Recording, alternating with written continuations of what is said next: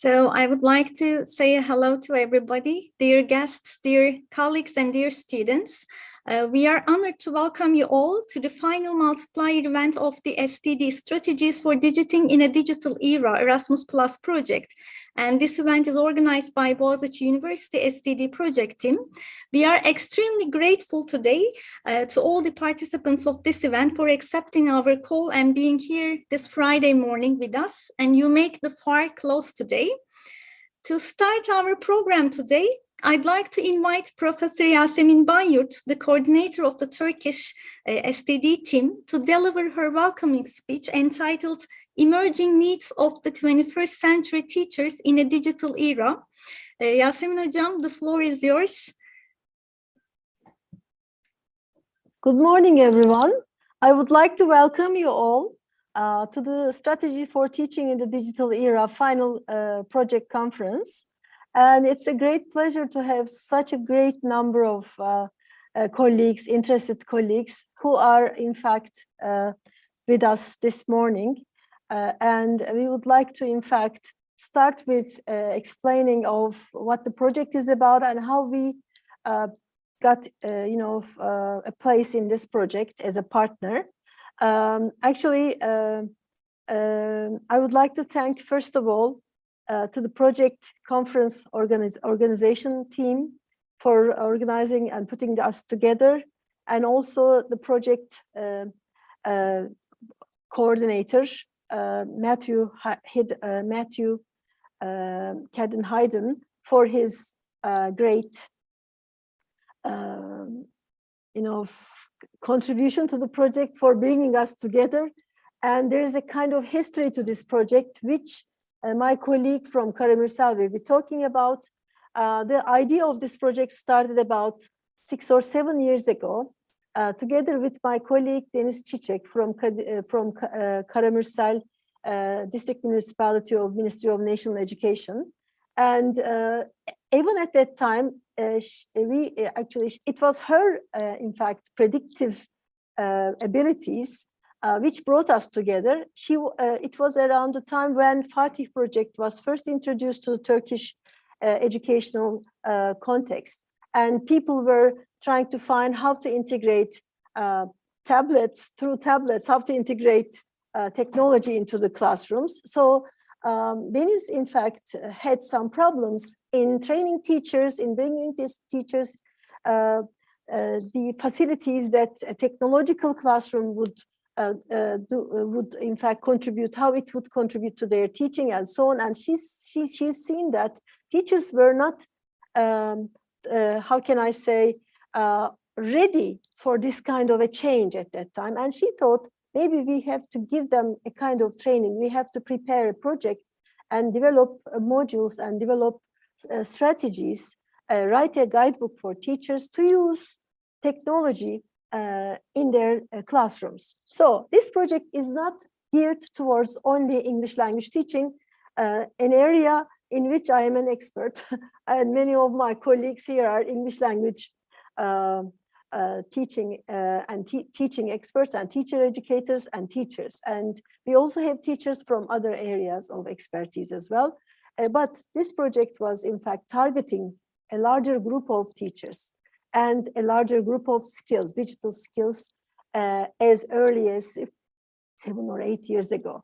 And of course, what happened in 2019, at the end of 2019, we had this COVID-19 pandemic, and all of a sudden, our project target has changed. So it has become even more important than it was for us to find out about how we can integrate, in fact, digital skills into the classroom. So it also gave us the opportunity to see what kind of stages that teachers went through during the COVID pandemic, starting from the beginning till now. We have been observing teachers, and those teachers who participated in our training project also experienced these different stages. So they will be, in fact, as you can see from the program, they will be, in fact, contributing to this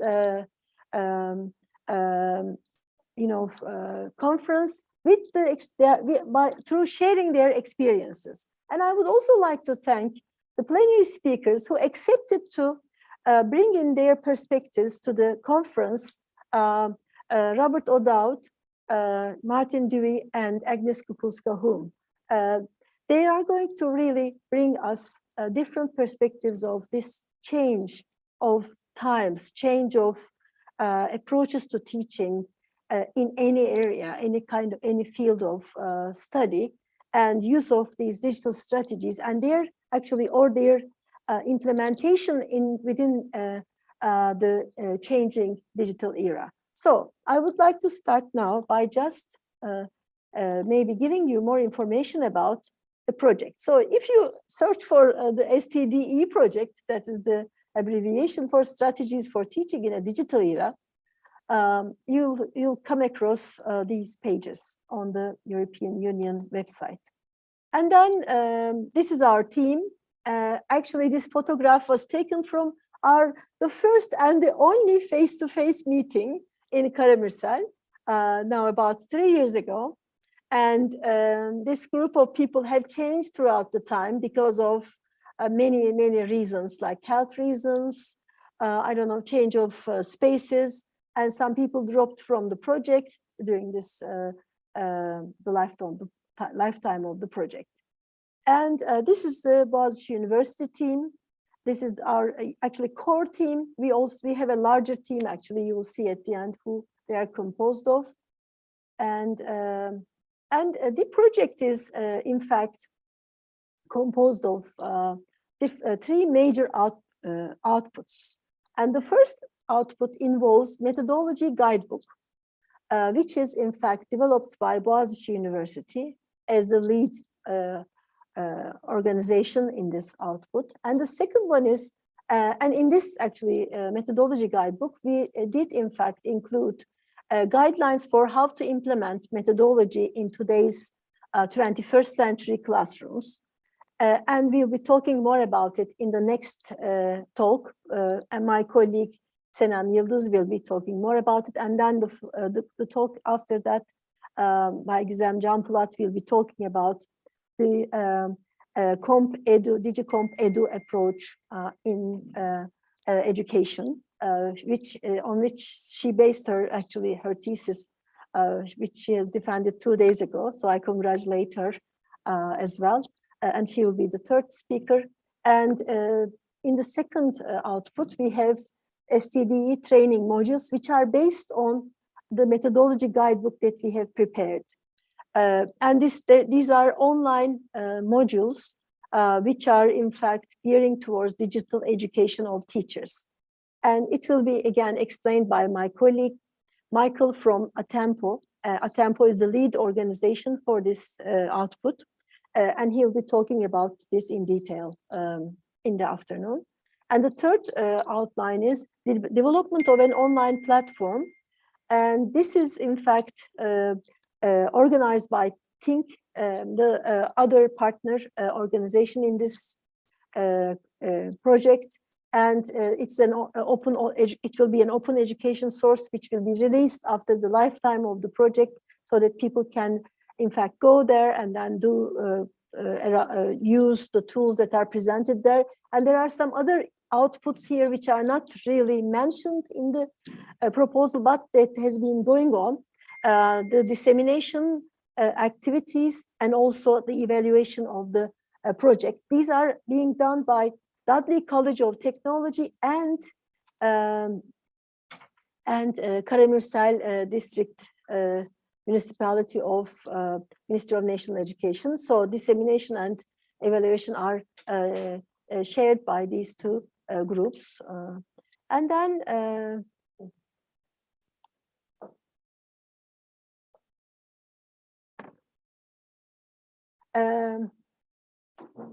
so this is the actually outline of our project, and the intellectual outputs of our project. And in this guidebook, very briefly, I just want to, in the proposal we did in fact mention how we are going to develop these methodologic framework and implementation, And we have taken technological pedagogical content knowledge as our basis, which will be again explained by Senem in detail, and 21st century skills, including communication, collaboration, creativity, and critical thinking, were taken as our basis of our modules, promoting these skills and knowledge through the use of ICT, both in the classroom and by extending learning outside of the classroom. These were the starting point for our guidebook. And these, the following key elements were also taken into account while developing the guidebook. So current state of the ICT, and as I said, it changed throughout time, and which was an interesting thing to happen during the lifetime of a project. You start doing a project on technology, and all of a sudden everything changes, and you are really in it now. I mean, something hypothetical has become real. So it was a challenge for us. So it's actually this aim of this digital teaching and training has changed throughout the process. And curriculum analysis through digital tools and practices were another important aspect of this development. Teachers' digital skills were targeted. Evaluation via using digital tools was again important. Selection of materials was another challenge. And this, to develop the bridge between the digital learning and in the classroom and digital social life also brought into us an important aspect. Okay, I am sorry, I need to take 1 minute because something is happening all the time, distracting me. Okay, thank you. So why did we need to develop the STDE project? Because of the changing world, changing educational needs, digitalization of education. And as I said, there was a shift and it was a challenge. There are lots of pros and cons of this change. Classification, but not limitation, was our motto for digital learning. Equal opportunities, equal access to digital education was another philosophy that we had behind this approach. And of course, foreseeing the future was another aspect of this project. And of course, we cannot foresee what's going to happen in the future, but when we come to the new normal, I'm sure we are going to have a different profile of teaching, profile of teachers, profile of students, because these pandemics maybe will be part of our life in the future. Not maybe, they may not be as severe as what we have been through, but they may still be coming across. So we will have people who will be much more ready for these kind of changes in the future. As I said, my colleagues from Atempo will be talking about the training modules and which are based on the intellectual output 1. And again, my colleagues from TINK will be talking about the online platform based on the modules developed in intellectual output 1 and intellectual output 2. Okay, so let me talk to you about a little bit about the partner, us actually. So we are, as I said, Boğaziçi University is a project partner in this project. And you may know, or you may not know, there may be people who are new. So I just want to give you a brief information about Boğaziçi University, which is in fact situated in a very nice part of the Bosphorus in Istanbul. And it was formerly an American college, which was established outside of the borders of the United States, or America. The first English medium, actually university or English medium institution in the Middle East. That's actually what is said in History of Boğaziçi University, a book which was published by Boğaziçi University publications. So until 1971, it was a private college. And then in 1971, it was changed into a university, state university by law. It's actually coincides with 12th of September, 1971. And until 1982, there was no faculty of education, which in fact we are part of at the moment. It was established in 1982, and 1984 was the first time that they admitted students into the Department of Foreign Language Education. So we are all based on in foreign language education. Department of, as I said, Foreign Language Education was established in 1984. Then we had MA and PhD programs established successively in 1990 and 1994. And we have to date, when we started this project, actually more than 1,557, or now I'm sure it's about 1,800 graduates, more than 120 MA, and more than 30 PhD students who have graduated between these years. And BA, in fact, takes about 4 years, MA 3 to 3.5 years, and PhD is 5 to 5.5 years, because our students are not only students by profession, they are working, and it's taking time when they start doing their graduate studies. In the department, we have been doing many projects which may be closely related to what we have done in this STDE project. Some of them are blended teaching in English medium instructions, collaboration in digital game-based language learning, exploring role of subtitling and captioning in videos for classrooms, and so on. And we also have other European Erasmus Plus projects and other European projects and other actually collaboration projects, which are directly or indirectly related to what we have done. And we are at the moment involved in another digital tools project with Istanbul Municipality, and Governor's Office is the director, and we are partners there. And in that project, we are developing content for the curriculum for K-12 schools, okay? And we have, again, partner countries in which they have similar programs, and we are in the process of comparing these different curricula and transferring them into online platforms for digital learning. So our student profile is, in fact, they become English teachers, English instructors, research assistants, and very rarely they become TV, newscasters like Julie de Ateş, or IBM directors like a colleague of a graduate of mine, and people may choose different paths actually as well. Not only, and we even have a singer student from our Aylin Aslım, for example. So they may choose different paths, as you see. But mainly, these are the three major professions that they, in fact, take on. Okay, so in our department, we have a number of facilities, and in our university, of course, and for computers and tools, psycholinguistic tools, and also we have an instructed language learning laboratory directed by Şebnem Yalçın, one of the colleagues in the group. And we have a number of publications. We have directed a number of conferences.